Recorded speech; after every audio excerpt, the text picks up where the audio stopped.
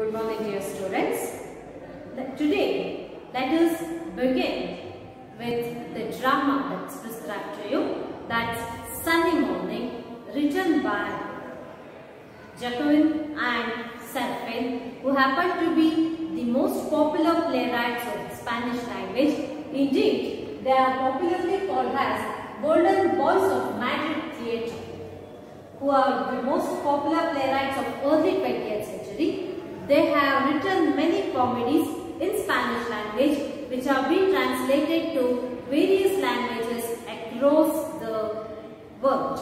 So the most popular comedies of these two brothers, of these two Golden Boys of Madrid Theatre, happen to be Flowers, The Merry Heart, 100 Years Ago, The Galley Slave, Apple of His Eye, etc.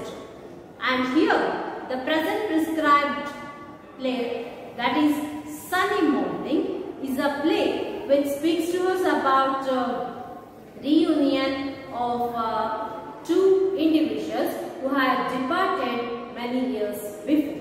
It's about reliving those bygone days. It's about remembering the bygone days of these two individuals who happen to be the key characters or the central characters, the main characters of this play, that is Donna Laura and Don Gonzalo. So Donna Laura and Don Gonzalo, they are the major characters that you come across in this play. The other two characters whom you can come across in the play are Petra, that's the maid of Donna Laura, and Junato, the servant of Don Gonzalo. So Donna here, since it is a salutation, Donna means madam and Don refers to sir. So those Spanish salutations have been they have just been used in the same way as it's written in the original play. So before starting the play, dear students, just can you imagine what would be your response in case you come across someone who is too intimate to you and with whom you had lost contact for one or the other reason, and all of a sudden, without your notice or just without your imagination, whom you thought that would never ever come across in your lifespan, and what happens if you suddenly encounter that particular person? Are you able to recognize that individual? Do you feel the same emotions still intact in your heart about that particular person? Or do you feel that this person is totally someone, a stranger whom we do not know? It's these things that these playwrights are presented to us in this play or in this drama, The Sunny Morning. And let me give you the introduction, or let me speak to you about why is this drama titled as Sunny Morning. What do you mean by Sunny Morning? So why is it that this drama is titled as Sunny Morning? What do we mean by sunny morning? Yes, you are right. Sunny morning is a day which has bright light. A bright day is called as sunny morning. That is, yes, it's speaking with regard to climatic condition. But what does sunny morning mean in an individual's life? ನಮ್ಮ ವೈಯಕ್ತಿಕ ಬದುಕಿನೊಳಗೆ, ನಮ್ಮ ಜೀವನದೊಳಗೆ ಸನ್ನಿ morning ಅಂತ ಹೇಳಿದ್ರೆ ಆ ಸನ್ನಿ ಮಾರ್ನಿಂಗಿಗೆ ಇರ್ತಕ್ಕಂತಹ ಆ ಒಂದು ಅರ್ಥ ಏನು? ಯಾತಕ್ಕಾಗಿ ಈ ನಾಟಕವನ್ನ ಸನ್ನಿ ಮಾರ್ನಿಂಗ್ ಅಂತ ಹೆಸರನ್ನ ಅಥವಾ ಟೈಟಲ್ ಅನ್ನ ಕೊಟ್ಟಿದ್ದಾರೆ ಅಂತ ಹೇಳಿದ್ರೆ, ಸನ್ನಿ ಮಾರ್ನಿಂಗ್ ಅಂತ ಹೇಳಿದ್ರೆ ಯಾವ ರೀತಿ ಪ್ರಕೃತಿಯೊಳಗೆ ಒಂದು ಉತ್ತಮವಾಗಿರ್ತಕ್ಕಂತಹ ಒಂದು ವಾತಾವರಣ ಪರಿಸ್ಥಿತಿ ಇರುತ್ತೋ, ಅಂದ್ರೆ ಕ್ಲೌಡಿ ವೆದರ್ ಅಲ್ಲದೆ ಇರ್ತಕ್ಕಂತಹ ಬ್ರೈಟ್ ಡೇ ಲೈಟ್ ಇರುತ್ತೋ, ಅದೇ ರೀತಿ ನಮ್ಮ ಜೀವನದೊಳಗೂ ಕೂಡ ಇವತ್ತವರೆಗೂ ಇದ್ದಂತಹ ಎಲ್ಲೋ ಒಂದು ಕಡೆ ನಮಗೆ ಅರಿವಿಲ್ಲದೆ ಇರ್ತಕ್ಕಂಥ ರೀತಿಯೊಳಗೆ ಕವಿದಿದ್ದಂತಹ ಮೋಡ ಏನಿದೆ, ಆ ಮೋಡ ಚದುರಿ ನಮ್ಮ ಬದುಕಿನೊಳಗೆ ಮತ್ತೆ ಹೊಸ ಬೆಳಕು ಬರ್ತಕ್ಕಂಥ ಅಥವಾ ಮತ್ತೆ ಬೆಳಕು ಬರ್ತಕ್ಕಂತಹ ಆ ಒಂದು ಪ್ರಸಂಗವನ್ನ ಇಲ್ಲಿ ನಾವು ಗಮನಿಸಬಹುದು. ಹಾಗಾಗಿ ಈ ನಾಟಕಕ್ಕೆ ಇಲ್ಲಿ ಇವರು ಸನ್ನಿ ಮಾರ್ನಿಂಗ್ ಅಂತಕ್ಕಂಥ ಟೈಟಲ್ ಅನ್ನ ಕೊಟ್ಟಿರೋದನ್ನು ಕೂಡ ನಾವಿಲ್ಲಿ ಗಮನಿಸಬಹುದು. So the opening of this particular drama of this play as as it is titled the opening is a sunny day. So ಯಾವ ದಿನ ಅಂದ್ರೆ ಆ ಕ್ಷಣ ಏನಿದೆ ನಾಟಕದ ಓಪನಿಂಗ್ಸ್ ಏನಿದೆ ಇದು ಸನ್ನಿ ಡೇ.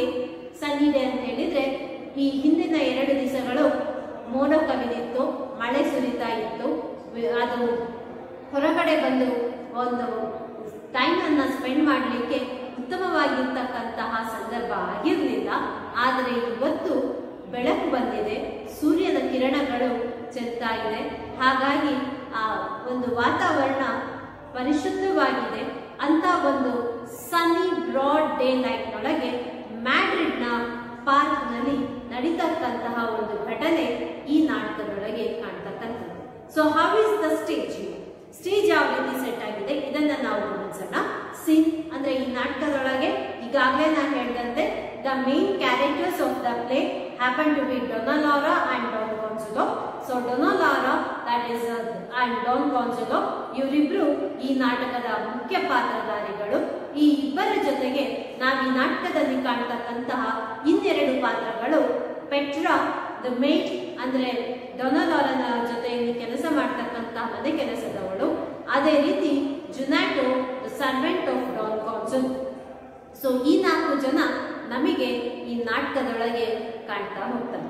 ಈ ಕಥೆಯ ಮುಖ್ಯವಂದ್ರೆ ಈ ಕಥೆಯೊಳಗಿರ್ತಕ್ಕಂತಹ ಕಥೆ ಸಾಕ್ತಕ್ಕಂಥದ್ದು that is in between the conversation of Dona Laura and Don Gonzalo. ನಾನು ನಿಮಗೆ ನಕ್ಷಲ್ ನೊಳಗೆ ಸ್ಟೋರಿಯನ್ನ ಪ್ರೆಸೆಂಟ್ ಮಾಡೋದಾಯ್ತು ಅಂತ ಹೇಳಿದ್ರೆ this is a story where in Don Gonzalo and Dona Laura meet or come across one another after a very long time. And how is it that they actually, though they recognize one another, how is it that they manage or they try to hide their identities? ತಮ್ಮ ಐಡೆಂಟಿಟಿಗಳನ್ನ ತಾನು ಡೊನಾ Lara ಅನ್ನೋದು ಗಾನ್ಜಲೋನಿಗೆ ಗೊತ್ತಾಗಬಾರದು, ಅದೇ ರೀತಿ ನಾನೇ ಗಾನ್ಜಲೋ ಅಂತಕ್ಕಂಥದ್ದು ಡೊನಾ ಲಾರಾಗೆ ಗೊತ್ತಾಗಬಾರದು ಅನ್ನೋದಕ್ಕೆ ಬಹಳಷ್ಟು ಪ್ರಯತ್ನವನ್ನ ಇವರು ಪಡ್ತಾರೆ. ಯಾವ ರೀತಿ ಅವರೆಲ್ಲ ಏನೇನೆಲ್ಲ ಪರಿಪಾಠ ಪಡ್ತಾರೆ, ಯಾವ ರೀತಿ ಸುಳ್ಳು ಕಥೆಗಳನ್ನ ಹೆಣಿತಾರೆ, ಅವರಿಬ್ಬರ ಐಡೆಂಟಿಟೀಸ್ ಅನ್ನ ಡಿಸ್ಕ್ಲೋಸ್ ಆಗದೇ ಇರೋ ಹಾಗೆ ನೋಡ್ಕೊಳ್ಲಿಕ್ಕೆ ಅಂತಕ್ಕಂಥ ಒಂದು ಘಟನೆಗಳು ನಮ್ಗೆ ಈ ನಾಟಕದಲ್ಲಿ ಕಾಣ್ತಾ ಹೋಗುತ್ತೆ. So the scene here it is autumn. Autumn ಅಂತ ಹೇಳಿದ್ರೆ ವಸಂತ ಋತು ಅಂತ ಹೇಳ್ತೀರಿ ನೀವು, ಸ್ಪ್ರಿಂಗ್ ಸೀಸನ್ ಅಥವಾ ವಸಂತ ಋತು ಅಂತ ಹೇಳ್ತೀರಿ. ಆ ವಸಂತ ಋತು which means very season which is perfect for to spend your hours outside your home. ಅಂದ್ರೆ ಉತ್ತಮವಾಗಿರ್ತಕ್ಕಂತಹ ಬೆಳಕು ಗಾಳಿ ಇರ್ತಕ್ಕಂತಹ ಕ್ಲೌಡಿ ಅಟ್ಮಾಸ್ಫಿಯರ್ ಇಲ್ಲದೆ ಇರ್ತಕ್ಕಂತಹ ಸಂದರ್ಭ autumn. And the scene here has a bench at the right and Donna Laura, who's described here as handsome. Usually this is a term which we do not come across to speak about the looks of female, but here the writer says handsome. ಯಾಕೆ ಅದು ಅಂತ ಹೇಳಿದ್ರೆ ನಾವು handsome ಅನ್ನೋ ಪದ ಗಮನಿಸಿದಾಗ is it a mistake by on the part of playwright ಅಂದ್ರೆ no dear students, it means that ಎಲ್ಲೋ ಒಂದ್ ಕಡೆ ಅದು ಇಂಡೈರೆಕ್ಟ್ ಆಗಿ ನಮಗೆ she has lost her charm ಅನ್ನೋ ರೀತಿಯೊಳಗೆ ನಾವು ಅದನ್ನ ಕನ್ಸಿಡರ್ ಮಾಡಬೇಕಾಗುತ್ತೆ. White hair and once again this is yet another mistake. Usually grey hair ಅನ್ನುವ ಪದವನ್ನ ನಾವು ಕಾಣ್ತೀವಿ, but here white hair ಅನ್ನೋದನ್ನ ನಾವಿಲ್ಲಿ ಬಳಸ್ತಿರ್ತಕ್ಕಂಥದ್ದು ಕಾಣ್ತೀವಿ. And these two things, that is white hair and handsome, are the words which are used by the playwright with an intention to speak about the fact that this lady Donna Laura, whom he is presenting to us, is not so good looking right now. White-haired old lady of about 70. So the age of this particular Donna Laura, ನಿಮಗೆ ಈಗ first opening scene ಒಳಗೆ present ಆಗ್ತಿರ್ತಕ್ಕಂತಹ Donna Laura age it is 70 years. 70 years old Donna Laura, whom the poet, the playwright describes as handsome, white-haired, and she is refined in her appearances. Now what do you mean by this? Refined in her appearances means though the lady is 70-year-old, she has not let her age to have its impact on her appearance. ಅಂದ್ರೆ ಆ ಬದುಕಿನಲ್ಲಿ ಇರಬೇಕಾಗಿರ್ತಕ್ಕಂಥ ಉತ್ಸಾಹ ಏನಿದೆ, enthusiasm ಏನಿದೆ, ಅದು ಅವಳ age factor ಇಂದಾಗಿ ಕಡಿಮೆ ಆಗಿಲ್ಲ. And that can be seen in her refined presentation. In her appearance, she is refined with her bright eyes and entire manner giving evidence. Her entire presentation says that despite of her age, her mental faculties are uninterrupted, which means in spite of growing age, usual ನಾವು ಸಾಮಾನ್ಯವಾಗಿ ಗಮನಿಸ್ತಕ್ಕಂಥದ್ದು ಅಂದ್ರೆ ಸಾಮಾನ್ಯವಾಗಿ ನಮ್ಮ ಗಮನಕ್ಕೆ ಬರ್ತಕ್ಕಂಥದ್ದು ಏನಂತ ಹೇಳಿದ್ರೆ ನೀವು ಗಮನಿಸಿರ್ಬೋದು, ಏಜ್ ಆಗ್ತಿರೋ ಹಾಗೆ ಸಿಡುಕು ಬರ್ತಕ್ಕಂಥದ್ದು, ಫ್ರಸ್ಟ್ರೇಷನ್ ಆಗ್ತಕ್ಕಂಥದ್ದು, ಯಾಕೆ ಅಜ್ಜಿ ಯಾವಾಗ ಕೊಡುತ್ತಾ ಇರತ್ತೆ ಅಂತ ಹೇಳ್ತಕ್ಕಂಥ ರೀತಿಯೊಳಗೆ ನಾವು ಮಾತಾಡ್ತಕ್ಕಂಥದ್ದು. ಅಂದ್ರೆ ಏಜ್ ನಿಂದ ಇಂಪೇಷನ್ಸ್ ಕೂಡ ಬರುತ್ತೆ ಅಂತಕ್ಕಂಥ ಒಂದು ಸಾಮಾನ್ಯ ನಂಬಿಕೆ ಇದೆ. ಬಟ್ ಆ ರೀತಿಯ ಇಂಪೇಷನ್ಸ್ ಅನ್ನ ನಾವು ಇಲ್ಲಿ ಡೊನಾ ಲಾರೆನ್ ಒಳಗೆ ಕಾಣಲಿಕ್ಕೆ ಸಾಧ್ಯವಾಗ್ತಿಲ್ಲ. Though she is 70 years and by her physical age, by her age, she is mentally, she has not reached 70. She is young and energetic in her mindset. This is what the writer or the playwright is trying to present. How does she enter? The first opening scene of the play. How does she enter? She enters leaning upon the arm of her mate. ಅವಳ Petra ಏನಿದ್ದಾಳೆ, ಅವಳ ಭುಜದ ಮೇಲೆ support ಅನ್ನ, ಅವಳ ಕೈಯನ್ನ ಇಟ್ಟು support ಪಡ್ಕೊಂಡು she enters. In her free hand she carries a parasol. ಪ್ಯಾರಾಸೋಲ್ ಅಂತ ಹೇಳಿದ್ರೆ ಒಂದು ಕೈಯನ್ನ ಪೆಟ್ರಾನ ಭುಜದ ಮೇಲೆ ಇಟ್ಟಿದ್ರೆ ಇನ್ನೊಂದು ಕೈನೊಳಗೆ she carries a parasol. ಪ್ಯಾರಾಸೋಲ್ ಅಂತ ಹೇಳಿದ್ರೆ ವಾಕಿಂಗ್ ಸ್ಟಿಕ್ ಅಂತ ಏನ್ ಕರೀತೀರೋ ಆ walking stick, which serves also as a cane. It serves as a cane ಅಂತ ಹೇಳ್ತಿದ್ದಾರೆ. ಅಂದ್ರೆ ಅವಳು ವಾಕಿಂಗ್ ಸ್ಟಿಕ್ ನ ಸಪೋರ್ಟ್ ಅನ್ನ ಹೆಚ್ಚು ಪಡ್ಕೊಳ್ತಾ ಇಲ್ಲ ಅನ್ನೋವನ್ನ ನಾವಿಲ್ಲಿ ಗಮನಿಸ್ಕೋಬಹುದು. And the first dialogue of the play is the dialogue of Donna Laura. She says, "I am so glad to be here. I feared my seat would be occupied. Oh, what a beautiful morning. I am so glad to be here." 70-year-old lady says that she is so glad to be here and she terms the morning as beautiful morning. ಯಾಕೆ ಆ morning ಅನ್ನ ಅವಳು ತುಂಬಾ beautiful morning ಅಂತ consider ಮಾಡ್ತಿದ್ದಾಳೆ ಅಥವಾ ಯಾಕೆ ಅದನ್ನ ಅವಳು ಬ್ಯೂಟಿಫುಲ್ ಮಾರ್ನಿಂಗ್ ಅಂತ ಕರೀತಿದ್ದಾಳೆ ಅಂತ ಹೇಳಿದ್ರೆ, it is a Sunny morning. So Sunny morning ಆಗಿರೋದ್ರಿಂದ ಅದನ್ನ ಅವಳು ತುಂಬಾ ಬ್ಯೂಟಿಫುಲ್ ಆಗಿದೆ ಅಂತ ಹೇಳ್ತಿದ್ದಾರೆ. And she says, dear students, please notice this. She says that I feared my seat would be occupied, which means she is a regular visitor to this park of Madrid. ಈ Madrid ನೊಳಗಿರ್ತಕ್ಕಂತಹ locate ಆಗಿರ್ತಕ್ಕಂಥ ಈ ಪಾರ್ಕಿಗೆ our Dona Laura is a regular visitor. ಹಾಗೂ ಅವತ್ತು ಬೆಳಕಿದ್ದಿದ್ರಿಂದ, ಅವತ್ತು atmosphere ತುಂಬಾ ಕ್ಲಿಯರ್ ಇದ್ದಿದ್ರಿಂದ she feared and that somebody else would occupy her seat. I feared my seat would be occupied. Her seat ಅಂತ ಹೇಳಿದ್ರೆ ಅವಳು ಪ್ರತಿನಿತ್ಯ ಬಂದು ಯಾವ ಒಂದು ಜಾಗದೊಳಗೆ ಆಸೀನಳಾಗಿ ತನ್ನ ಲೆಜರ್ ಟೈಮ್ ಅನ್ನ ಸ್ಪೆಂಡ್ ಮಾಡ್ತಾಳೋ ಅದನ್ನ ಇಲ್ಲಿ ಅವಳು her seat ಅಂತ ಹೇಳ್ತಾ ಇದ್ದಾಳೆ. Let us look at the reaction of Petra to it. The sun is hot. So what does Petra say? Petra says that the sun is hot. Just, dear students, just observe in the difference of approach of these two ladies in this drama. One is a 70-year-old lady who actually should be saying the sun is hot. ಇದನ್ನೇ ಆಗಲೇ playwright introduction ನಲ್ಲಿ ಹೇಳಿದ್ರು. 70-year-old lady ಆಗಿದ್ರು ಕೂಡ her mental status is still young. It seems that her age has not affected her mindset. ಮಾನಸಿಕವಾಗಿ ಅವಳಿಗೆ ಇನ್ನೂ ಕೂಡ ಜೀವನೋತ್ಸಾಹ ಇದೆ ಅಂತಕ್ಕಂಥದ್ದನ್ನೇ ಅವರಿಗೆ ಹೇಳಿದ್ರು.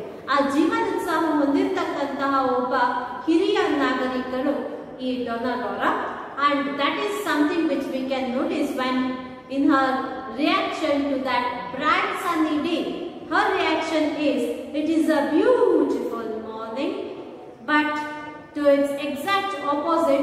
the reaction of this young lady Petra. And the old woman here says that it's a beautiful morning, and this young lady says, the sun is hot. Actually, who should be saying the sun is hot? Actually, it is this old woman who should be saying that the sun is hot and she's unable to bear the heat of the sun. But she says that she is beautiful, and she says that she is lovely, and she says that she enjoys this day. But Petra says that it is hot. Yes. To which Donna Laura responds, yes, you are only 20. So what's the age of Petra here? She's only 20. 20 ವರ್ಷದ ಹುಡುಗಿಗೆ ತರುಣಿಗೆ ಬಿಸಿಲು ಅನ್ನಿಸ್ತಿದೆ, ಧಗೆ ಅನ್ನಿಸ್ತಿದೆ. This speaks about the mind set. 20 ವರ್ಷದ ನನಗೆ ಸಾಕು ಅನ್ನಿಸ್ತಿದೆ, but ನನಗೆ ಸಾಕು ಅನ್ನಿಸ್ತಿಲ್ಲ. ಯಾಕಂತ ಹೇಳಿದ್ರೆ I am still enthusiastic in my approach towards life ಅನ್ನೋದನ್ನ ಇಲ್ಲಿ ಡೊನ್ನಾ ಲಾರಾ ಹೇಳ್ತಿರೋದು ಗಮನಿಸಬಹುದು ನಾವು. I am saying that it is only 20. Donna Lara sits. So Donna Laura sits down on the bench. I feel more tired today than usual. Quite but obvious, when this 20-year-old lady must be saying that it is hot, it should be really hot to the students. Alva? Hagagi, avಳು ಹೇಳ್ತಿರೋದೇನು? I feel more tired today than usual. ಅಂದ್ರೆ ಇವತ್ತು ಒಂದು ಸ್ವಲ್ಪ ನಿಧಾನವಾಗಿ ಬಂದಿದ್ದಾರೆ, ಇವರು ಸ್ವಲ್ಪ ತಡವಾಗಿ ಬಂದಿದ್ದಾರೆ ಅನ್ನೋದು ಕೂಡ ನಾವಿಲ್ಲಿ ಗಮನಿಸಬೇಕಾಗಿರುವ ಅಂಶ. ಹಾಗಾದ್ರೆ ಇವರು ತಡವಾಗಿ ಯಾಕೆ ಬಂದಿದ್ದಾರೆ? ಯಾಕೆ ಅಂತ ಹೇಳಿದ್ರೆ, yes, the reason is sunny morning. ಬಿಸಿಲು, ಸೂರ್ಯನ ತಾಪಮಾನ ಜಾಸ್ತಿ ಇದ್ದಿದ್ದರಿಂದ ಅವರು ಸ್ವಲ್ಪ ನಿಧಾನವಾಗಿ ಬಂದಿದ್ದಾರೆ. ಹಾಗಾಗಿ ಇಲ್ಲಿ ನಮ್ಮ Donna Lara, I feared that my bench should be occupied by. ಇವರಲ್ಲಿ ಸ್ವಲ್ಪ ತಡವಾಗಿ ಬಂದಿರತಕ್ಕಂತಹ ಕಾರಣಕ್ಕಾಗಿ ನಾವಿಲ್ಲಿ ಡೊನ್ನಾ ಲಾರಾ, ನಾನು ನನ್ನ ಬೆಂಚ್ ಏನಿದೆ ಆ ಆಸನವನ್ನ ಆಕ್ಯುಪೈ ಆಗೋ ಬೇರೆಯವರು ಆಕ್ಯುಪೈ ಮಾಡಿರ್ಬೋದು ಅಂತಕ್ಕಂಥ ಮಾತನ್ನ ಹೇಳಿದ್ದನ್ನು ನಾವಿಲ್ಲಿ ಗಮನಿಸ್ಕೋಬಹುದು. And in the same way, so she continues saying that she notices the impatience of Petra and says, go, go, go, if you wish to chat with your guard. So, who is the guard here? ಈ guard ನಮಗೆ scene ಮೇಲೆ ಬರೋದಿಲ್ಲ, ಅಂದ್ರೆ ನಾಟಕದಲ್ಲಿ ನಮಗೆ ಕಾಣೋದಿಲ್ಲ. But who is the guard? The guard happens to be the watchman of this park. Go, if you wish to chat with your guard. He is not mine, Senora. Senora once again means madam. Petra says, he is not mine, Senora. He belongs to the park. So, ಈಗಾಗಲೇ ನಿಮಗೆ ಗಮನಕ್ಕೆ ಬಂದಿರಬಹುದು. She is speaking about the relationship that Petra shares with this guard. Donna Laura is speaking about the love relationship that Petra shares with the guard. He is not mine, Senora.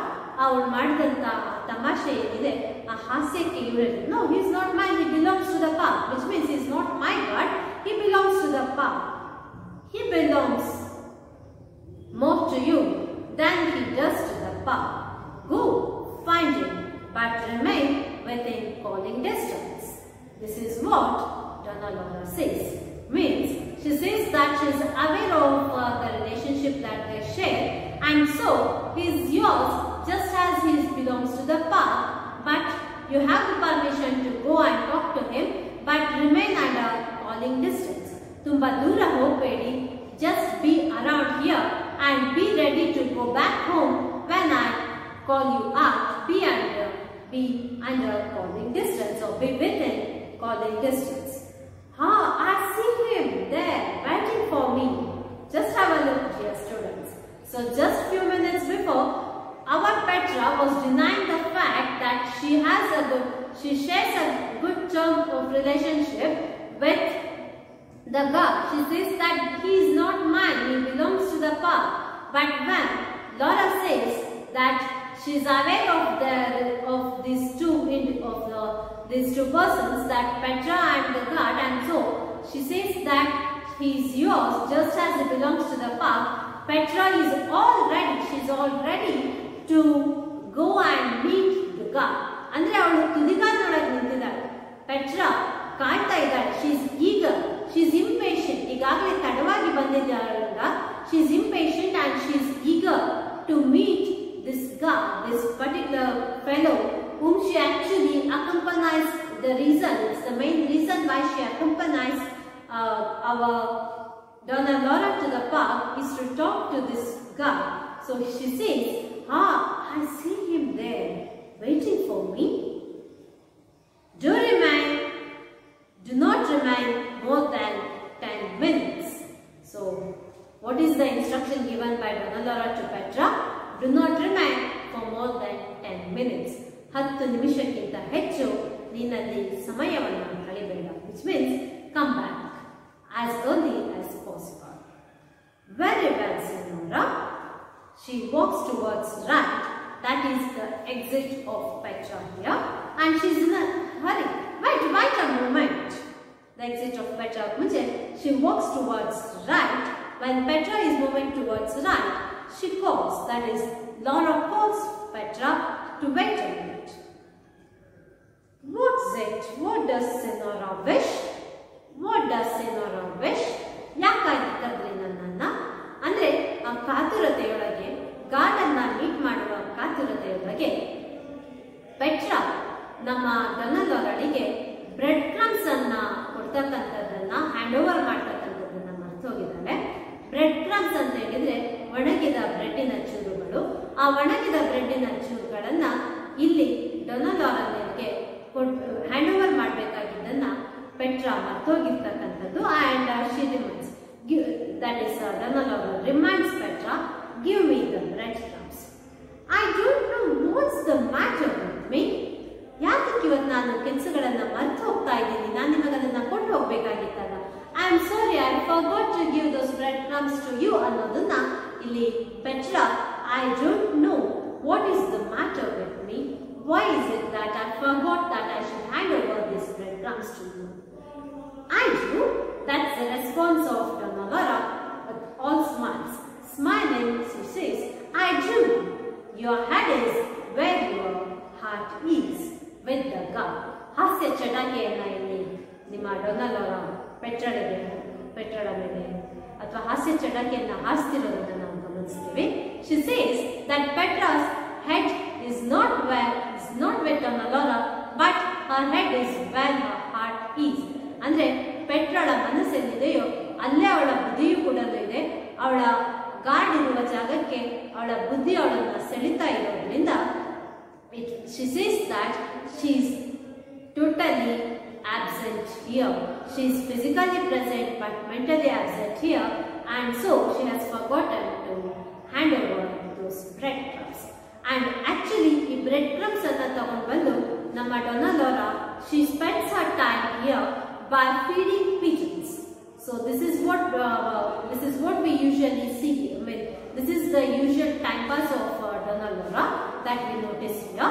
ಅಂದ್ರೆ ಆ bread crumbs ಏನಿದೆ, ಆ bread crumbs ಅನ್ನ ತಗೊಂಡ್ಬಂದು ಈ Petra guard ಜೊತೆಗೆ ಮಾತಾಡೋಷ್ಟು ಹೊತ್ತು ಅವಳದೇ ಆಗಿರ್ತಕ್ಕಂಥ ಒಂದು ಪ್ಲೇಸ್ ನಲ್ಲಿ ಕುಳಿತು ಅಲ್ಲಿ ಪಿಜನ್ಸ್ಗೆ ಬ್ರೆಡ್ ಕ್ರಮ್ಸ್ ಅನ್ನ, ಅಂದ್ರೆ ನಾವು ಕಾಳುಗಳನ್ನ ಯಾವ ರೀತಿ ಕೊಡ್ತೀವೋ ಆಹಾರವಾಗಿ, ಆ ರೀತಿ ಬ್ರೆಡ್ ಕ್ರಮ್ಸ್ ಅನ್ನ ಅವಳು ಆಹಾರವಾಗಿ ಅವಕ್ಕೆ ಕೊಡ್ತಿರ್ತಕ್ಕಂಥದ್ದನ್ನ ನಾವು ಗಮನಿಸಬಹುದು. Here Senora, Petra hands over those breadcrumbs. She hands Donna Laura a small bag and exits Petra by right. So ಈಗ ನಮ್ಮ ಸ್ಟೇಜ್ ಮೇಲೆ ಈಗ ಇರ್ತಕ್ಕಂಥದ್ದು ಒಂದು ಬೆಂಚ್ ಇದೆ. ಆ ಬೆಂಚ್ ಮೇಲೆ ನಮ್ಮ ಡೊನ್ನಾ ಲೋರಾ ಕುತ್ಕೊಂಡಿರ್ತಕ್ಕಂಥದ್ದನ್ನ ಗಮನಿಸ್ತೀವಿ. ಡೊನ್ನಾ ಲೋರಾ ಅಡ್ಯೂಸ್ ಅಂತ ಹೇಳಿದ್ರೆ ಬಾಯ್. ಸೊ ಇದು ಸ್ಪ್ಯಾನಿಷ್ ನಾಟಕ ಆಗಿರೋದ್ರಿಂದ ಕೆಲವು ಟರ್ಮ್ಸ್ ಅನ್ನ ಯಾವ ರೀತಿ ಡಾನ್, ಸಿನೋರಾ, ಈ ಅಡ್ಯೂಸ್ ಈ ಪದಗಳನ್ನ ಹಾಗೆ ಉಳಿಸ್ಕೊಂಡಿರ್ತಕ್ಕಂಥದ್ದ ನಾವು ಇಲ್ಲಿ ಗಮನಿಸಬಹುದು. ಅಡ್ಯೂಸ್, she glances towards the tree side, right? Here they come. So they hear, and she is so happy that pigeons are here on time. ಅವಳು ತನ್ನ ಕೈಯೊಳಗೆ ಬ್ರೆಡ್ ಕ್ರಮ್ಸ್ ನ ಇಟ್ಕೊಂಡು ಆ ಬ್ರೆಡ್ ಕ್ರಮ್ಸ್ ಅನ್ನ ಪಿಜನ್ಸ್ ಗೆ ಫೀಡ್ ಮಾಡಲಿಕ್ಕೋಸ್ಕರ ಕಾಯ್ತಾ ಇದ್ದಾಳೆ. She glances, that is, she looks at the trees and she notices that the pigeons are already waiting for that particular day's share of their food. They are waiting for the breadcrumbs that regularly Donna Laura feeds them. Here they come. They know just when to expect me. So they here means pigeons. She rises. Donna Laura rises. ಆ ಕೂತಿರ್ತಕ್ಕಂತಹ ಬೆಂಚ್ನಿಂದ 4 ಹೆಜ್ಜೆ ಮುಂದೆ ಹೋಗ್ತಾಳೆ.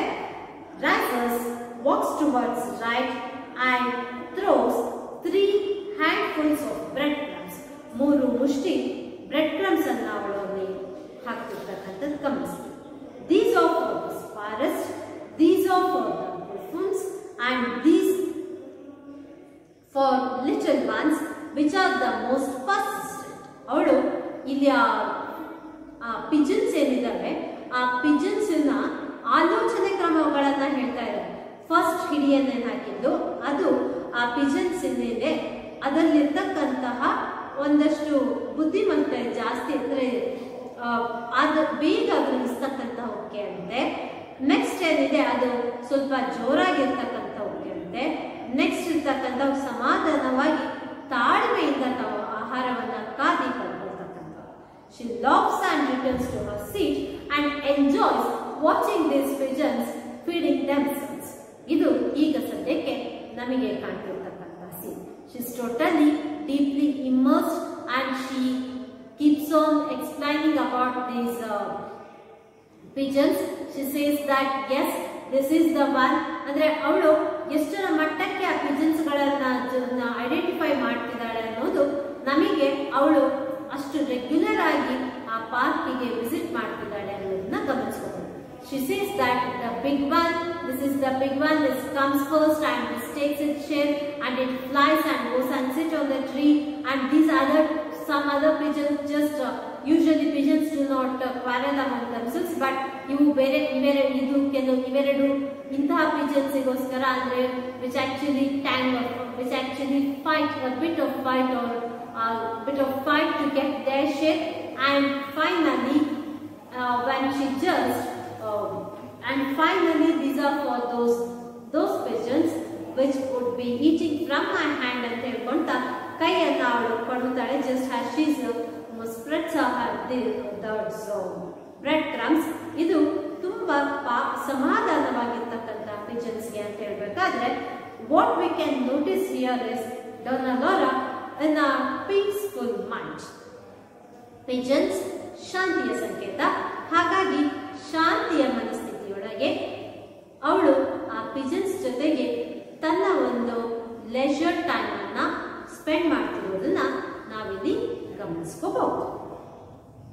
ಈಗ it is the enter of the scene. You can witness the entry of Don Gonzalo. So who can you witness over here? Iga, it's the entry scene of Don Gonzalo. ಇದು ನಿಮ್ಮ ಆ ಶಾಂತಿಯುತವಾಗಿ ಸಮಾಧಾನಯುತವಾಗಿ time spend ಮಾಡ್ತಿದ್ದಂತಹ ನಮ್ಮ Donna Laura ಏನಿದ್ದಾಳೆ ಆ Donna ಲೌರಾನ peace ಅವಳ leisure ಟೈಮಿಗೆ ಭಂಗವನ್ನ ತರ್ತಕ್ಕಂತಹ ಸಂದರ್ಭ. Enter Don Gonzalo and Juanito from left. Right ನೊಳಗಿರ್ತಕ್ಕಂತಹ ನಿಮ್ಮ ಡೊನ್ನಾ ಲೌರಾ, ಲೆಫ್ಟ್ ಅಲ್ಲಿ Don Gonzalo and Juanito enter. Don Gonzalo is an old gentleman, once again of somewhere about 70. To speak about him, ಈಗ ನನಗೆ Donna ಲೌರಾ ಬಗ್ಗೆ ಹೇಳಿದಾಗ writer, the playwright, dramatist presented her as a lady who is still young in her mindset, who enjoys life, who is refined in her presentation. ಅಂದ್ರೆ ಅವಳಿಗೆ impatience ಅಂತಕ್ಕಂಥದ್ದು age ನ ಜೊತೆಗೆ ಕಾಡ್ತಿಲ್ಲ. But this fellow is of the same age of 70 years. He is gauty and impatient. He leans upon Junato's arm and drags his feet somewhat as he walks. ನಡ್ಕೊಂಡ್ ಬರ್ಬೇಕಾದ್ರೆ ಕಾಲನ್ನ ಎತ್ತಿಡ್ತಿಲ್ಲಂತೆ ಎಳ್ಕೊಂಡು ಬರ್ತಾ ಇದ್ದಾನೆ ಅಂತ ಹೇಳ್ತಿದ್ದಾರೆ. ಇದು exactly opposite of the entry scene of Donna Laura. Donna Laura ಹೇಗೆ ಬಂದಿದ್ದು? Now free hand she carried a parasol, but this fellow even she took the support of Petra, and Gonzalo too is taking the support of his servant Junato. But the walk, the manner of their walk speaks about their approach towards their life. Her presentation is refined and he is gaudy. She is still young at heart. She enjoys nature. She enjoys the bright sunlight, and this fellow is impatient. He is so impatient that he is not even ready to step ahead. ಕಾಲನ್ನ ಎತ್ತಿಡ್ಲಿಕ್ಕೂ ಕೂಡ ಅವನು ತಯಾರಿಲ್ಲ ಅಂತಕ್ಕಂಥದ್ದು. And Gonzalo, idling their time away. This is the first dialogue of Gonzalo. Idling their time away. They should be saying mass, which means Laura is happy that her bench is still intact. Nobody has occupied her bench. ಅವಳ bench ಅನ್ನ ಯಾರು occupy ಮಾಡಿಲ್ಲ ಅನ್ನೋದ್ರ ಬಗ್ಗೆ ಡೊನಾ ಲೌರಾ ಖುಷಿಯನ್ನು ವ್ಯಕ್ತಪಡಿಸಿದ್ರೆ, ಗಾನ್ಜಲಾ ಯಾವ ಬೆಂಚ್ನಲ್ಲಿ ಅವನು ಬಂದು ಕೂತ್ಕೋಬೇಕಾಗಿತ್ತು ಆ ಬೆಂಚನ್ನ ಬೇರೆ ಯಾರೋ ಆಕ್ಯುಪೈ ಮಾಡಿದ್ದಾರೆ ಅನ್ನೋದನ್ನ ನೋಡಿ ಚಿಡ ಆಗಿದ್ದು ಸಿಟ್ಟನ್ನ ಮಾಡ್ಕೊಂಡಿರೋದನ್ನ ನಾವಿಲ್ಲಿ ಗಮನಿಸ್ತೇವೆ. Idling their time away they should be saying mass. Mass ಅಂತ ಹೇಳಿದ್ರೆ ದೇರ್ ಪ್ರೇಯರ್. ಕ್ರಿಶ್ಚಿಯಾನಿಟಿ ಒಳಗೆ ಮಾಸ್ ಅಂದ್ರೆ ಸಾಮೂಹಿಕ ಪ್ರಾರ್ಥನೆಯನ್ನು ಚರ್ಚಲ್ಲಿ ನಡೆಯುತ್ತೆ. ಆ ಚರ್ಚಲ್ಲಿ ನಡಿಬೇಕಾದ ಪ್ರಾರ್ಥನೆಯೊಳಗೆ ಇವರು ಭಾಗಿಯಾಗಬೇಕಾಗಿತ್ತು. ಅಂದ್ರೆ his bench has been occupied by 3 priests, and so we say that priest ಗಳಾಗಿ ಇವ್ರ ಕೆಲಸ ಏನು? Actually their work happens to be to offer prayers. Mass ಅಲ್ಲಿ ಅವರು ಭಾಗಿಯಾಗಬೇಕಾಗಿತ್ತು, ಬಟ್ ಮಾಸ್ ನಲ್ಲಿ ಅವರು ಭಾಗಿಯಾಗದಲೆ ಇಲ್ಲಿ ಬಂದ್ಬಿಟ್ಟು ಐಡ್ಲಿಂಗ್ ದೇರ್ ಟೈಮ್ ಅವೇ ಅಂದ್ರೆ ಟೈಮ್ ಅನ್ನ ವೇಸ್ಟ್ ಮಾಡ್ತಾ ಇದ್ದಾರೆ. ಅಂದ್ರೆ ಅವನ ರಿಯಾಕ್ಷನ್ ಏನು? ಯಾಕೆ ಈ ಕೋಪ, ಯಾಕೆ ಈ ಅಸಹನೆ? ಈ ಅಸಹನೆ ಮತ್ತು ಕೋಪ ಇರ್ತಕ್ಕಂಥದ್ದು ತನಗೆ ಕೂರ್ಲಿಕ್ಕೆ ಅಲ್ಲಿ ಆಸನವಿಲ್ಲ ಅಂತ ಹೇಳಿ. Junato, you sit down here, Signor. Signor ಅಂತ ಹೇಳಿದ್ರೆ sir. There is only a lady. So he is pointing out to the bench wherein Donna Laura is seated right now. ಈಗ ಯಾವ ಬೆಂಚ್ ಮೇಲೆ ಡೊನಾ ಲೌರಾ ಆಸೀನರಾಗಿದ್ದಾಳೋ ಆ ಬೆಂಚ್ ಅನ್ನ ಇಲ್ಲಿ ನಮ್ಮ ಜುನಾಟೋ ಡಾನ್ ಗಾನ್ಜಲೋನಿಗೆ ಸಜೆಸ್ಟ್ ಮಾಡ್ತಿದ್ದಾರೆ. Donna Laura turns her head and listens. Somebody is speaking about my bench ಅನ್ನೋದಕ್ಕೆ ಅವಳು he listens about this particular bit of conversation that is taking place between Don Gonzalo and his servant Junato.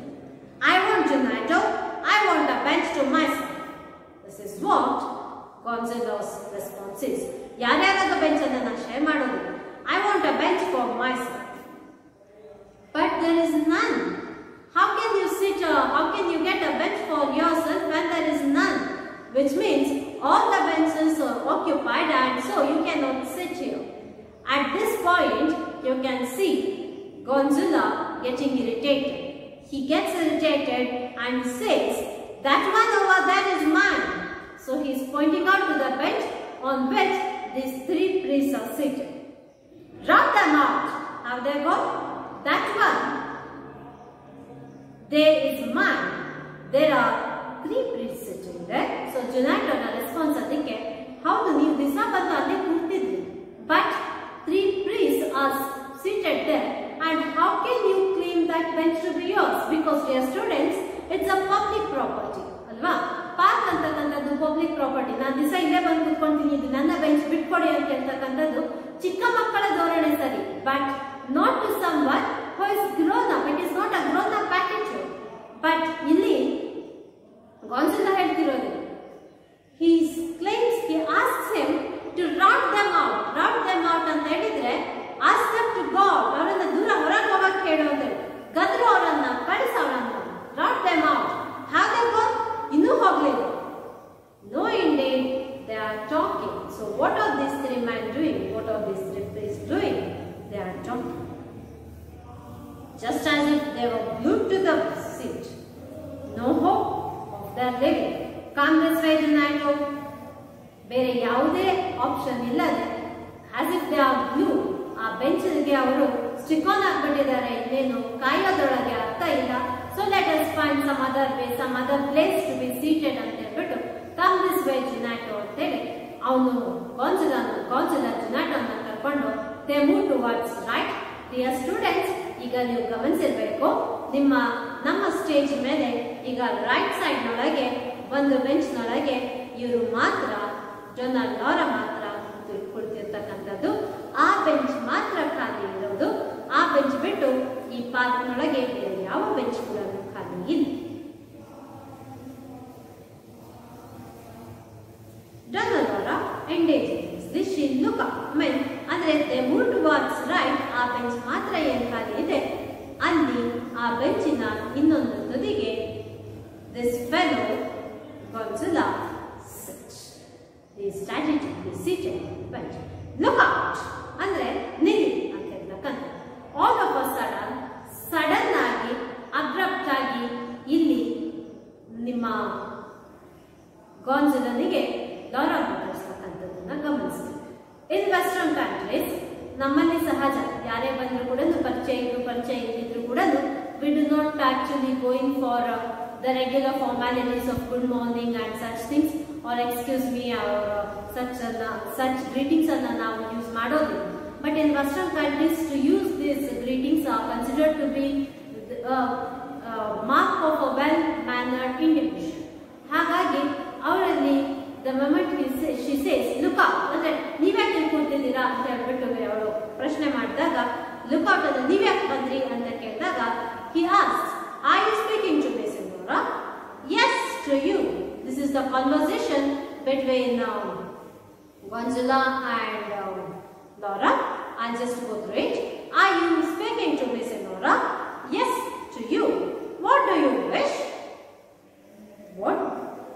You have scared away the birds who are feeding on my crumbs. What do I care about the birds? But I do. This is a public park. Then why do you complain that the priests have taken your bench? Senora, we have not met. I cannot imagine why you take the liberty of addressing me. Come, Donato, both go out right. So, Donna Laura says, look out. Gonzalo's response to this, are you speaking to me, Senora?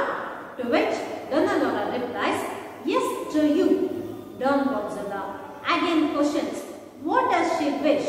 And then, why is it that you are speaking to me? Donna Laura says, you have scared away the birds who are feeding on my crumbs. What do I care about the birds? This is the response of Don Gonzalo. Donna Laura says, but I do. To which Gonzalo responds that this is a public park. And Laura questions Gonzalo, stating, then why do you complain that the priests have taken your bench? Gonzalo is angry, is irritated, and he says, we have not met, and so you cannot talk to me in such manner and you cannot take liberty of addressing to me, and asks Donato to come to him and he act. Dear students, ನಿಮಗೆ ಈ ಪಾಠ ಕೇವಲ ಈ ಪಾಠದ ಒಂದು ವಿಷಯಕ್ಕೆ ಅಥವಾ ಇಲ್ಲಿರ್ತಕ್ಕಂಥ ಪ್ರೆಸೆಂಟ್ ಆಗ್ತಿರ್ತಕ್ಕಂಥ ಥೀಮಿಗೆ ಮಾತ್ರ ಮುಖ್ಯ ಅಲ್ಲ, ಇದು ನಿಮಗೆ best exercise for your grammar section changing direct speech to reported speech ಆಗುತ್ತೆ. ಹಾಗಾಗಿ ನಾನು ಎಲ್ಲಿ ಈ ಡೈರೆಕ್ಟ್ ಸ್ಪೀಚ್ಗಳನ್ನು ರಿಪೋರ್ಟೆಡ್ ಸ್ಪೀಚ್ಗಳಾಗಿ ಬದಲಾಯಿಸಿ ಹೇಳಿರ್ತೀನೋ ಅದನ್ನು ತಾವು ಒಂಚೂರು ಗಮನಿಸ್ಕೋಬೇಕು. ಯಾಕಂತ ಹೇಳಿದ್ರೆ direct speech of course I will be dealing with direct speech to reported speech. ಆ ರಿಪೋರ್ಟೆಡ್ ಸ್ಪೀಚ್ ಸೆಕ್ಷನ್ ಏನಿದೆ ಅದನ್ನು ಸಪರೇಟ್ ಆಗಿ ನಾನು ಗ್ರಾಮರ್ನೊಳಗೆ ಡೀಲ್ ಮಾಡ್ತೀನಿ ನಿಮಗೆ. ಆದರೂ ಕೂಡ ಇದರ ಈ ಒಂದು ಪಾಠ ಏನಿದೆ ಇದರಿಂದ ನಮಗೆ ಅತಿ ಹೆಚ್ಚಾಗಿರ್ತಕ್ಕಂಥ exercises for direct and indirect ಸ್ಪೀಚ್ಗೆ ಅವೈಲಬಲ್ ಆಗೋದ್ರಿಂದ ಈ ಕಾನ್ವರ್ಸೇಷನ್ಸ್ ಹೇಳುವಾಗ ಪ್ಲೀಸ್ ಮೇಕ್ ಅ ನೋಟ್, ಆಯ್ತಾ? So Don Gonzalo, are you speaking to me, Senora? ಇದನ್ನ ನಾವು ಇಂಡೈರೆಕ್ಟ್ ಸ್ಪೀಚ್ಗೆ ಚೇಂಜ್ ಮಾಡಬೇಕಾದ್ರೆ ಇದು ಇಂಡೈರೆಕ್ಟ್ ಸ್ಪೀಚ್ ನ change this is a sentence with a question with helping verb. So Don Gonzalo, idanna navu Don Gonzalo, are you speaking to Miss Sinora? Idanna change ಮಾಡಿದಾಗ Don Gonzalo questioned Laura if she was speaking to him ಅನ್ನೋ ಹಾಗೆ ಬದಲಾಗುತ್ತೆ. This element of this connecting word if will be used when you change, or it has to be used when you change a question in a question which begins with helping verb. And so if ಅನ್ನ ಇಲ್ಲಿ use ಮಾಡಿರೋದು ಗಮನಿಸ್ತೀವಿ. if ಅದಾದ ನಂತರ are ಇರೋದು are you. if are you ಅನ್ನೋದೇನಿದೆ you are ಆಗಿ change ಆಗುತ್ತೆ, you were ಆಗುತ್ತೆ. So because you are you takes the form of statement, ಹಾಗಾಗಿ it takes the form of statement ಅಂತ ಹೇಳಿದಾಗ are ಮತ್ತೆ you ಅವುಗಳ ಸ್ಥಾನವನ್ನ ಬದಲಾಯಿಸಿಕೊಳ್ಳುತ್ತೆ. are ಮತ್ತೆ you ಇರೋದು you are ಆಗುತ್ತೆ. you are ಏನಿದೆ ಅದನ್ನ ನಾವು ಫರ್ದರ್ ಚೇಂಜ್ ಮಾಡಬೇಕಾದ್ರೆ you are will further change to if are you is changed to if she walks, you is changed to she, and so she get changed ಆದ್ಮೇಲೆ are is changed to walks. ಅಂದ್ರೆ if ಅನ್ನುವನ್ನ connecting word ಅನ್ನ use ಮಾಡ್ತಾ ಇದ್ದೀವಿ. ಅದಾದ ನಂತರ are ಮತ್ತು you ಏನಿದೆ ಅದನ್ನ ನಾವು ಸ್ಟೇಟ್ಮೆಂಟ್ ಫಾರ್ಮ್ಯಾಟ್ ಗೆ ಚೇಂಜ್ ಮಾಡ್ಕೊಳ್ತಿದ್ದೀವಿ. ಆ ಸ್ಟೇಟ್ಮೆಂಟ್ ಫಾರ್ಮ್ಯಾಟ್ ಗೆ ಚೇಂಜ್ ಮಾಡ್ಕೊಳ್ಳುವಾಗ are you ಇರೋದು that is helping verb plus subject ಏನಿದೆ ಆ are you changes to you are. you are ಏನಿದೆ ಇದು ಅದರ್ವೈಸ್ ನಾವು ಬರೆದಿದ್ರೆ she were ಆಗಬೇಕಾಗಿತ್ತು, ಹೌದಲ್ವಾ? ಬಟ್ she ಸಿಂಗ್ಯುಲರ್ ಇರೋದ್ರಿಂದ ನಾವು ಅಲ್ಲಿ ಆರ್ ಬದಲಿಗೆ ವರ್ಬ್ಸ್ ಅನ್ನ ಬಳಕೆ ಮಾಡ್ತೀವಿ. ಇದಿಷ್ಟು ಜಸ್ಟ್ ಈಗ ಸದ್ಯಕ್ಕೆ ನೆನಪಿಟ್ಕೊಂಡ್ರೆ ನಾವು coming back to your story, the conversation between Don Gonzalo and Laura. Are you speaking to Miss Laura? He asked if she was speaking to him, to which Donna Laura responds that yes, I was speaking to you. What do you wish? Is the question, that is, what does Donna Laura wish for? What did you wish? Which means ಯಾ ಕಾರಣಕ್ಕಾಗಿ ನೀನು ನನ್ನನ್ನು ಮಾತಾಡಿಸ್ತಾ ಇದೀಯ ಅಂತ ಇದೆ. What do you wish ಅಂತ ಹೇಳಿದ್ರೆ ಯಾವ ಕಾರಣಕ್ಕಾಗಿ ನೀನು ನನ್ನನ್ನು ಮಾತಾಡಿಸ್ತಾ ಇದೀಯ. So why is it that you are speaking to me in a authoritative way. ಇವಳಿಲ್ಲಿ ಲುಕ್ಔಟ್ ಅಂತಕ್ಕಂಥ ಅಥಾರಿಟೇಟಿವ್ ಟೋನ್ ಒಳಗೆ ಮಾತಾಡಿದ್ದು, ಹಾಗಾಗಿ why is it that you are speaking to me in authoritative way ಅನ್ನೋದನ್ನ ಇಲ್ಲಿ ಕೇಳ್ತಿರ್ತಕ್ಕಂಥದ್ದು ಡಾನ್ ಗೋನ್ಜಾಲೋ ಕೇಳ್ತಿರೋದು ಗಮನಿಸಿ. To which she says that ನಾನು ಆಗ್ಲೇ ಹೇಳಿದೆ ಇವಳು ತುಂಬಾ ಸಮಾಧಾನಕರವಾಗಿ ತನ್ನ ಲೆಜರ್ ಟೈಮ್ ಅನ್ನ ಇಲ್ಲಿ ಪಾರಿವಾಳಗಳ ಜೊತೆಯೊಳಗೆ ತನ್ನ ಟೈಮ್ ಅನ್ನ ಸ್ಪೆಂಡ್ ಮಾಡಲಿಕ್ಕೆ ಬಂದಿರ್ತಕ್ಕಂಥವಳು. ಆದರೆ ಅವಳ ಆ ಲೆಜರ್ ಟೈಮ್ ಏನಿದೆ ಅದು ಈಗ ಡಿಸ್ಟರ್ಬ್ ಆಗಿದೆ. ಅದು ಡಿಸ್ಟರ್ಬ್ ಆಗಿರ್ತಕ್ಕಂಥದ್ದು because of the entry of ಗೋನ್ಜಾಲೋ.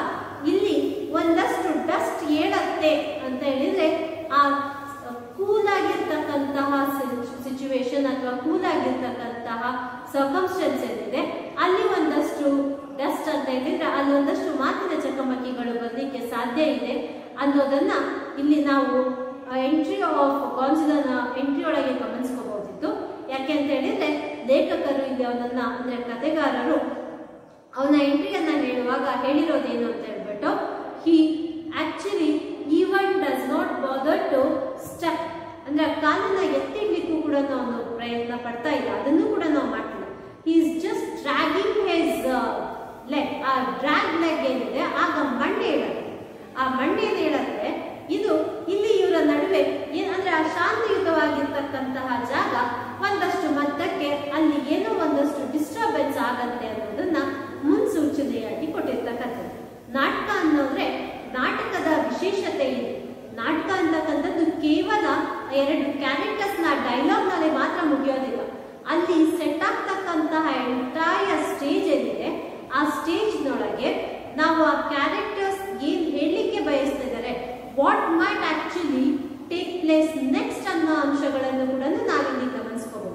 So here this lady ಆ ಪಿಜನ್ಸ್ ಏನ್ ರೆಪ್ರೆಸೆಂಟ್ ಮಾಡುತ್ತೆ, peace, and this ladies a happy state of mind represents that she is in a very happy kind of state of mind. Sunny morning ಏನಿದೆ ಆ ಸಮಾಧಾನಕರವಾಗಿರ್ತಕ್ಕಂಥ ಒಂದು ಪರಿಸ್ಥಿತಿ, ಅಂದ್ರೆ ತಿಳಿಯಾಗಿರುವ ಪರಿಸ್ಥಿತಿಯನ್ನ ಅದು ರೆಪ್ರೆಸೆಂಟ್ ಮಾಡ್ತಾರೆ. ಅವಳ ಪಿಜನ್ಸ್ ಅನ್ನ, ಅವುಗಳ ಬರುವಿಕೆ, ಅವುಗಳು ಯಾವ ರೀತಿ ಫುಡ್ ಕಲೆಕ್ಟ್ ಮಾಡುತ್ತೆ, ಯಾವ ರೀತಿ ಹಾರತ್ತೆ, ಇದನ್ನೆಲ್ಲದನ್ನು ಕೂಡ ಡೀಪ್ ಆಗಿ ಅನಲೈಸ್ ಮಾಡ್ತಾ ಇದ್ದಾರೆ. ಇದು ಅವಳ ಬದುಕು ಈಗ ಸದ್ಯದ ಹಂತಕ್ಕೆ ತಿಳಿಯಾಗಿದೆ ಅನ್ನೋದನ್ನ ರೆಪ್ರೆಸೆಂಟ್ ಮಾಡುತ್ತೆ. ಆದರೆ ಆ ಡಸ್ಟ್ ಮತ್ತು ಇವರಿಬ್ಬರ ನಡುವಿನ ಈ ಸಡನ್ ಆಗಿ ಬರ್ತಕ್ಕಂತಹ ಆ ಮಾತಿನ ಚಕಮಕಿ ಏನಿದೆ, ಇದು ಮುಂಬರುವ ಪ್ರಸಂಗಗಳೇನಿದೆ ಅಲ್ಲಿ ಇವರಿಬ್ಬರ ನಡುವೆ ಕೂಡ ಒಂದಷ್ಟು ಡಿಸ್ಕಷನ್ಸ್ ಆಗತ್ತೆ, ಅಲ್ಲೊಂದಷ್ಟು ಚರ್ಚೆಗಳಾಗತ್ತೆ ಅನ್ನೋದನ್ನ ನಮಗೆ ಇಲ್ಲಿ ಕಥೆಗಾರ ನಾಟಕಗಾರ ಸೂಕ್ಷ್ಮವಾಗಿ ಹೇಳಿರ್ತಕ್ಕಂತಹ ಕಥೆಯೊಳಗೆ ಆ ನಾಟಕದ ಪ್ರಸಂಗದಲ್ಲಿ ನಾವು ಗಮನಿಸಬಹುದು. ನೀವಿದಷ್ಟೇ ಅಲ್ಲದೆ ನಾಟಕದಲ್ಲಿ ಪೆಟ್ರನ ಎಂಟ್ರಿಯೊಳಗೆ you even saw that there is a reference to a relationship between a love relationship between Petra and the god, which is a hint, dear students, that this story speaks to us about the theme of love. ನಾನು ನಿಮಗೆ ನಾಟಕ ಆರಂಭವಾದಾಗ ಕೇಳಿದೆ, how would be your response if you come across somebody whom you have after a long time in your life? ಯಾವ ರೀತಿ ಇರುತ್ತೆ ನಮ್ಮ response ಅನ್ನೋದು. So ಆ ರೆಸ್ಪಾನ್ಸ್ ಇಲ್ಲಿ ಈಗಾಗಲೇ ನಾನು ನಿಮಗೆ ಕ್ಲೂ ಕೊಟ್ಟಿದ್ದೇನೆ. So who are the two characters? The major two characters happen to be Donna Laura and Don Gonzalo. ಒಬ್ರನ್ನೊಬ್ರು ನೋಡ್ಬಿಟ್ಟು ಸಿಡುತ್ತಾ ಇರ್ತಕ್ಕಂಥ Donna Laura ಮತ್ತು Don Gonzalo ಇವರು ಇಲ್ಲಿ ನಂತರದ ಅಂದ್ರೆ as the drama progresses you can see to it that these two individuals actually know one another in their life before. They have come across one another before.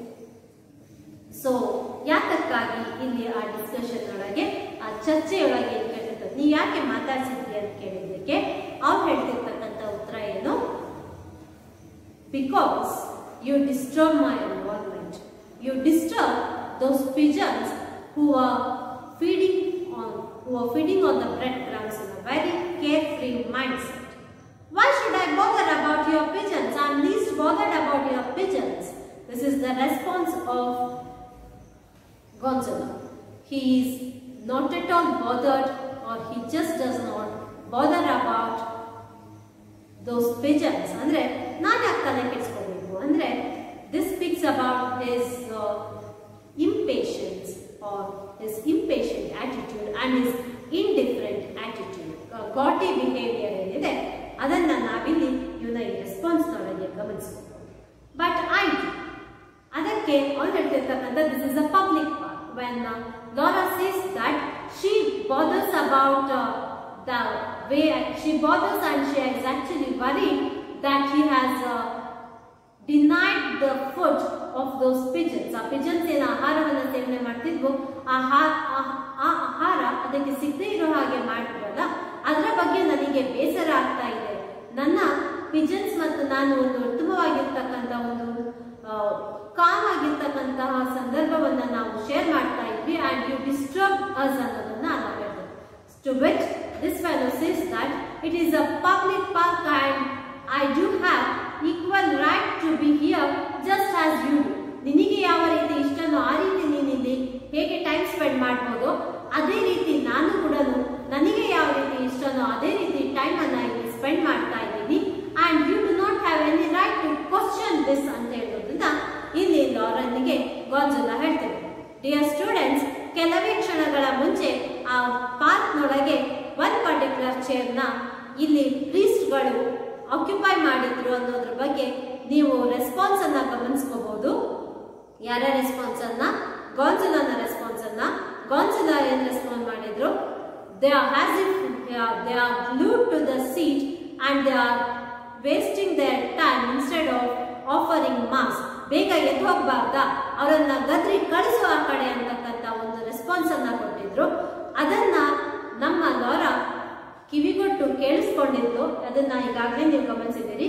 She says, ಇದು park ಅಂದ್ಮೇಲೆ, public property ಅಂದ್ಮೇಲೆ ನೀನು ನಾನು ನಿನ್ನನ್ನ ಪ್ರಶ್ನೆ ಮಾಡಬಾರ್ದು ಅನ್ನೋದನ್ನ ಯಾವ ರೀತಿ ಎಕ್ಸ್ಪೆಕ್ಟ್ ಮಾಡ್ತೀಯೋ ಅದೇ ರೀತಿ ಆ ಪಾರಿವಾಳಗಳನ್ನ ನೀನು ಕಳಿಸಿರ್ತಕ್ಕಂಥದ್ರ ಬಗ್ಗೆ ನಾನು ಯಾವ ರೀತಿ ಪ್ರಶ್ನೆ ಮಾಡಬಾರ್ದು ಅದೇ ರೀತಿ ನೀನು ಅಲ್ಲಿ ಕೂತಿದ್ದಂತಹ ಪ್ರೀಸ್ ಏನಿದ್ದಾರೆ ಅವರನ್ನ ರಾಟ್ ದೆಮ್ ಔಟ್ ಅಂತ ಹೇಳಿ ಕಳಿಸ್ದಲ್ಲ, ಆ ರಾಟ್ ದೆಮ್ ಔಟ್ ಅನ್ನೋದು ಕೂಡ ಅಷ್ಟೇ ತಪ್ಪು. ಯಾಕಂತ ಹೇಳಿದ್ರೆ even they have the same right to be seated on the seat or on the bench as much as you do have ಅಂತಕ್ಕಂಥದ್ದನ್ನ ಇಲ್ಲ ಹೇಳ್ತಾರೆ. ಅಂಡ್ ಆಬ್ವಿಯಸ್ಲಿ ಮೊದಲೇ ಇಂಪೇಷಂಟ್ ನೇಚರ್ ಇರ್ತಕ್ಕಂತಹ ನಿಮ್ಮ ಗಾನ್ಸಲನಿಗೆ ಕೋಪ ಬರುತ್ತೆ. So he asks Junato to leave the place, and both of them leave the place because he does not enjoy to share.